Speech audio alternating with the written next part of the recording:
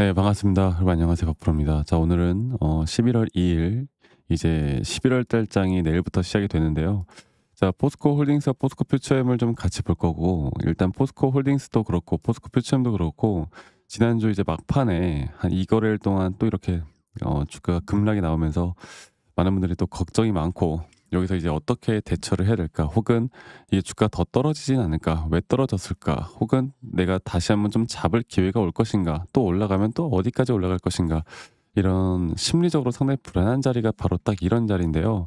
제가 오늘 우리가 왜 이런 조정을 좀 받았고, 그리고 포스코 퓨처인과 포스코 홀딩스에 대해서 특히나 2차 전지 관련된 섹터의 주목을 받으면서 올라가고 있는 만큼 이 정확한 앞으로의 일정과 또 정확한 타점과 또 정확한 우리의 대응과 또 이런 등락폭들에 대한 구간들에서 어떤 타점들에서 우리가 대응을 해야 될지, 이 부분들을 말씀드리겠습니다. 여러분들 영상 끝까지 꼭 시청하시길 바라겠고요.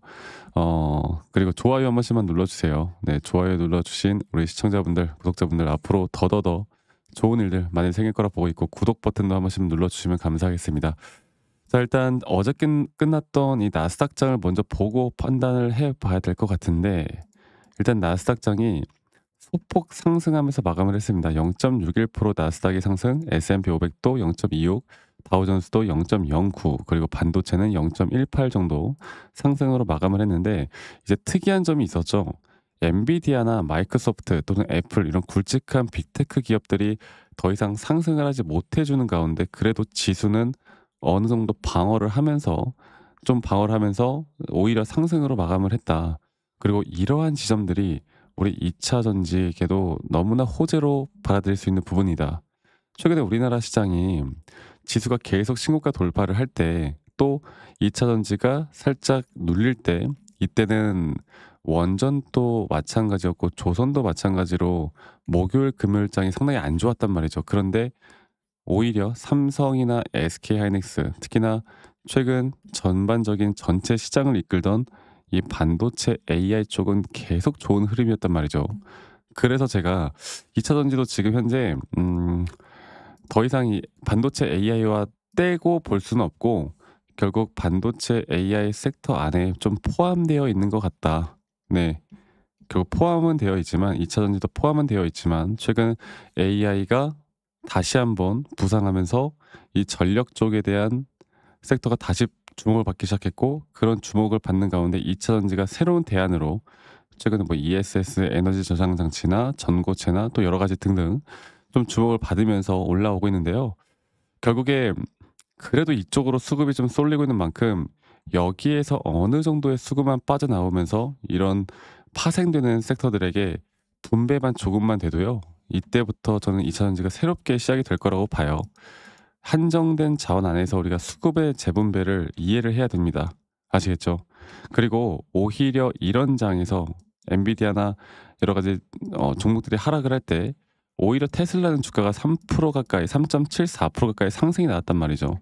그리고 이 추세를 올리는 가운데 최근 2차 전지의 상승과 거의 비슷한 흐름으로 흘러가고 있고요. 그리고 오히려 또 이런 빅테크 기업들의 하락이 나왔는데도 한국 ETF 시장은 다시 한번 2% 가까운 상승으로 마감을 했습니다. 그렇다라는 건 이제 우리나라 증시도 지수가 어느 정도 상승을 하거나, 혹은 삼성이나 SK가 올라가지 못하는데도 지수가 조금은 계속 좋은 모습을 보여주거나 횡보만 하는 자기 와도, 우리가 2차 전지를 절대 놓고 빼놓고 갈 수는 없다라는 거죠. 그리고 중요한 거는 하락했던 이유, 그리고 저번 주에 나왔던 일정들이 너무나 빡셌고, 또 이번 주 11월 달부터 나오는 일정들을 좀 보면요, 사실 저번 주가 너무나 중요한 이슈들이 많았어요.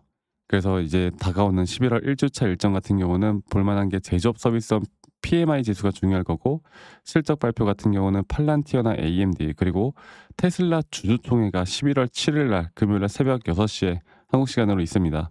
이것도 상당히 중요할 것 같아요. 그런데 일단 하락했던 게 뭐였습니까? 기준금리 결정이 이제 25bp 인하가 결정이 되었는데도 불구하고, 이제 추가적인 그 다음에 금리 인하에 대해서 이 파월 의장이 약간 매파적인 발언을 하고 부정적인 발언을 하면서, 약간 시장은 좀 조정 구간으로 접어들었었고, 미국, 중국 정상회담에서 분명 관세에 대한 너무나 좋은 내용들이 협상이 나왔는데도 불구하고, 시장은 그러면 그 다음에 대한 기대감, 이제 우리가 기대감을 가질 만한 또 다른 재료가 이제 없는 걸까라는 흔히 우리가 말하는 재료에 대한 소멸로 시장이 좀 인식을 하면서 사실 삼성이나 SK를 제외한 거의 모든 섹터들이 이런 식으로 조정이 나왔단 말이죠. 그런데 결국 내용 자체는 전혀 나쁜 게 없고요.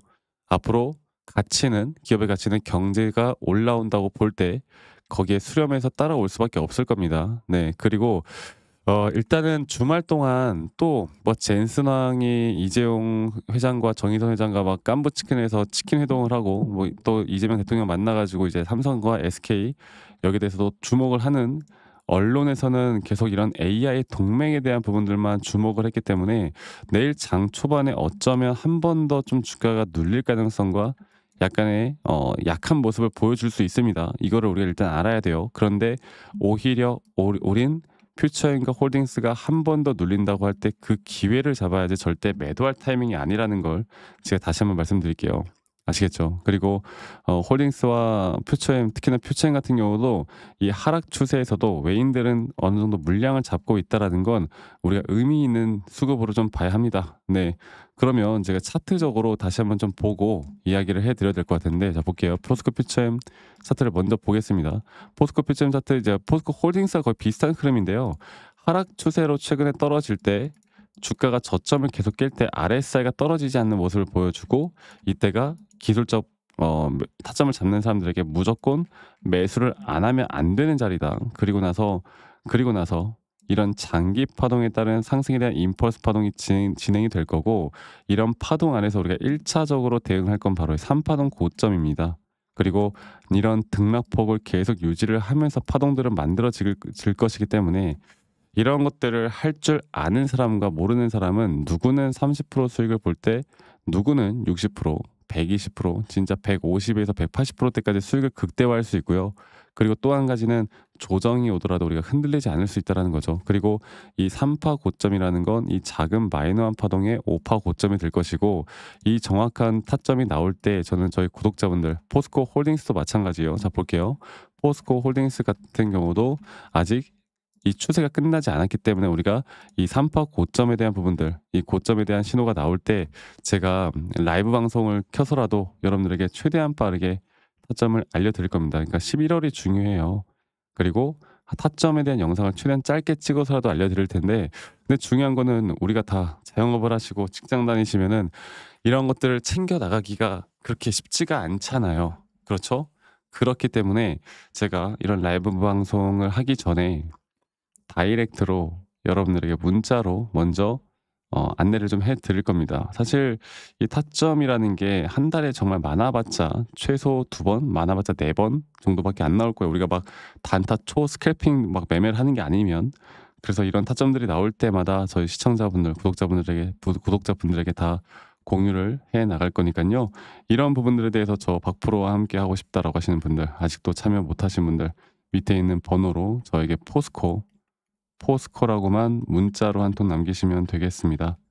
아시겠죠, 여러분들? 그리고 제가 문자 주신 분들 한 분도 빠짐없이 다 저장을 좀 해 놓을 거고 일괄적으로 제가 타점이 나올 때 이제 안내를 드릴 텐데 제가 이런 불특정 다수에게 제 관점을 이야기해 드리는 건 아무 문제가 없는데요. 이걸 계속 말씀드리는 이유는 막 스타벅스 커피, 뭐 교촌 치킨 이게 대표적으로 많아요. 네. 이런 것들 또 뭐 비싼 것들도 막 선물을 주시는 분들이 많은데 이거 제발 보내지 마세요. 제가 이거 받는 순간 대가를 받는 순간부터 이거는 저는 잘못된 행위를 한 겁니다. 네, 여러분들 절대 보내지 마시고 마음은 고맙지만 대신 구독과 좋아요만 한 번씩 눌러달라는 거 이것만 기억해 주시면 될 것 같아요. 그래서 포스코라고 남기시면 되겠고 또 가끔씩 저에게 아니 너가 그렇게 타점을 잘 잡으면 너 혼자 하면 되는 거 아니냐 말씀들 하시는데 저 이미 혼자 너무 잘하고 있고 저는 미국 증시도 하고 코인도 하고 있습니다. 제가 이런 관점들을 포스코나 포스코 퓨처인 포스코 그룹사의 관점을 좀 알려드린다고 해서 제 모든 걸 다 공유하는 것도 아니기 때문에 물론 제가 미증시나 코인 증시래 코인 가격에 대해서 저희 구독자방에서 좀 이야기를 나누고 있긴 해요. 저희 구독자방 초대 링크도 문자 보내주신 분들에게 제가 다 알려드릴 거니까 이 부분들도 꼭 참고로 좀 해보셨으면 좋겠습니다. 아시겠죠? 그래서 제가 이렇게 여러분들과 같이 함께 하는 거고 저도 이 주린이 시절에 정말 투자를 잘 못했을 때 재무제표나 막 기사 뉴스 이런 거 보고서 투자다 보니까 남들이 좋다고 하면 따라서 매수하고 남들이 좋다고 나쁘다고 하면 따라서 매도하고 이러다 보니까 이게 참 힘들더라고. 주식이 안 되더라고. 그런데 이런 전환점을 이룰 수 있었던 건 시장을 공부했고 기준과 원칙을 지켜 나가면서부터 제가 매매가 잘 되기 시작했습니다. 제가 이러한 부분들을 앞으로도 여러분들과 계속 같이 함께 해 나갈 거니깐요.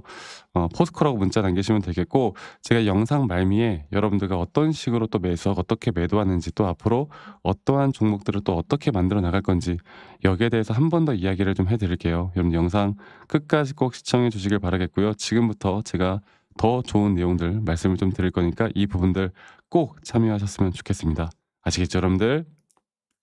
자, 제가 이제 매수나 매도에 대해서 우리가 기준이라는 걸 잡을 때 우리가 과연 하나오션을 좀 예를 들어서요. 이 하나오션에 대해서도 제가 저희 구독자분들과 또 저희 구독자 방에서도 계속 함께 또 같이 이끌어가는 너무나 좋은 종목인데, 제가 이거를 저점 바닥부터 어떻게 잡아왔었는지, 그리고 이 저점 바닥을 우리가 어떻게 판단을 하고 이 저점 바닥부터 끌고 오는 이런 흐름 안에서 우리가 이제 또 개미굴이다 불리는 구간들, 또 이런 기준과 원칙에 대해서 어떻게 봐야 되는지를 한 번 더 좀 말씀을 드리도록 하겠습니다.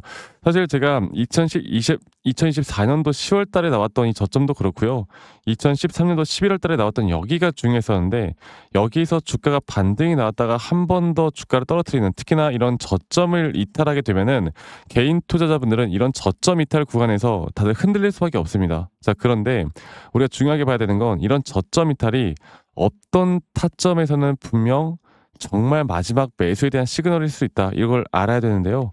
이때도 마찬가지로 제가 저점이 이탈이 되는 주가의 가격의 하락이 계속 나오는 구간에 분명 주가에 대한 가격은 하락이 나왔지만 이런 RSI가 올라가는 상승에 대한 다이버전스가 걸리면서 이제 이 구간만큼, 2024년도 여기 구간만큼은 이제 우리가 무조건 끌고 가야 하는 구간이다. 그리고 상승에 대한 임펄스 파동으로, 상승에 대한 파동은 항상 이런 어떻게 보면 등락폭들이 계속 반복되는 거고, 이런 등락폭들에 대해서 우리가 단기 고점과 저점들을 잡아 나가는 게 중요한 건데요. 지금 하나오션 같은 경우도 분명 고점 뒤에 조정, 고점 뒤에 조정, 앞으로 이런 것들이 계속 반복되면서 흘러갈 겁니다. 자, 그리고 또 제가 이전에 이 휴림 로봇이라는 종목을 좀 보면서 말씀드렸었는데, 휴림 로봇 또한 이게 10월 23일이에요. 2024년도 10월 23일. 2024년도 10월 23일에도 주가가 횡보를 하다가 한 번 더 저점 이탈이 나오는 구간에서 볼게요. 주가의 가격은 하락했지만 이런 RSI 저점이 올라오는 상승에 대한 다이버전스가 나온 이후로 여기부터 어떻게 되어 가고 있습니까? 추세를 따라서 계속 등락폭은 정말 크게 나오지만 이 추세를 깨지 않는 선에서 주가는 급등이 나오죠. 우리가 이런 것들을 저점 매수를 내가 어떻게 해야 될까를 알아가는 게 정말 중요해요. 그리고 제가 이 휴림 로봇에 대해서 다시 한번 이야기를 드려보자면, 이게 조정 구간들이 계속 크게 나오잖아. 그러니까 조정 구간에 우리가 주가를 막 상승 구간으로 만들어 준다 하더라도 이런 구간에 대한 저점이, 확실한 매수에 대한 저점이 나온 뒤에 하나의 임펄스 파동, 또 조정, 이렇게 또 큰 하나의 임펄스 파동이 이렇게 있는데, 이 작은 파동 안에서도 고점과 조정, 고점과 조정, 이런 것들이 반복된단 말이죠. 그리고 이거를 아마 많은 분들이 이렇게 생각할 거예요. 자, 제가 예시를 들어서 여러분들께 좀 말씀을 드려보자면, 이런 저점 바닥이 나왔어. 지금 여기서부터 지금 볼게요. 자, 지금 여기서부터 만약에 예시를 들어서 이런 식으로 저점 이탈이 나왔어. 그래서 내가 이 시그널을 보고 매수를 했어. 그 다음에 다시 한번 상승은 임펄스 파동으로 이렇게 쭉쭉쭉 올라가 주고 있고, 이 임펄스 파동에 대한 단기 고점들, 그리고 또 임펄스 파동이 끝난 뒤에 단기 조정들, 또 그렇게 끝난 뒤에 또다시 올라가는 흐름들, 이런 것들이 당장 지금에야 뭐 올라가니까 당연히 그렇게 말을 할 수 있겠다 말을 하지만, 이런 것들이 분명 눈에 보이는 그런 실력들이 있어야 됩니다. 그리고 이런 조정 구간들이 어느 정도 고점 대비 저점 이어봤을 때 어느 구간에서 다시 한번 높은 확률로 반등이 나올 자리가 나오는지, 또 이런 것들을 매일매일 좀 체크를 하면서 우리가 잡아 나갈 만한 종목들이 또 뭐가 있을지. 결론적으로는 지금 휴림 로봇 같은 경우는 이런 식의 흐름들이 계속 반복이 되면서 여러분들, 우리가 이렇게 잘 끌고 오고 있었고, 저는 휴림 로봇 또한 아직 오파 고점 단계가 안 나왔다 봐요. 근데 중요한 게 뭐다? 바로 우린 이제 이런 저점 바닥에서 나오는 종목들을 알아갈 필요가 있고, 제가 이런 확실한 저점 매수에 대한 부분들, 또 시장에 대한 흐름에 따라 앞으로 주목해 볼 만한 섹터들, 또 이런 종목들을 여러분들, 우리 구독자분들과 같이 함께 찾아 나가고 있습니다. 그래서 제가 여러분들께 다시 한번 말씀드리겠지만, 이런 종목들, 또 이런 우리가 히든 종목이라고 할게요. 저희 구독자방에도 많이 참여를 하시고, 이런 히든 종목들에 대해서 좀 공유받고 싶다라고 하시는 분들, 제가 정말 보고 있는 몇 가지 종목들을 같이 좀 공유를 해드릴 텐데, 이런 히든 종목에 대해서 공유받고 싶다라고 하시는 분들은 밑에 있는 번호로 저에게 히든이라고만 저에게 문자 한 통 남기시면 되겠고, 이러한 것들이 여러분들에게 앞으로 종목도 종목이겠지만 여러분들 스스로 타점을 잡아 나가고, 이런 종목들이 앞으로 올라가는구나, 이렇게 매수를 하는 거구나, 이런 방법과 노하우들도 알게 될 수 있는 아주 좋은 기회일 겁니다. 여러분들 히든이라고 문자 남기시는 것도 잊지 마시고 많이 꼭 참여하시길 바라겠고요.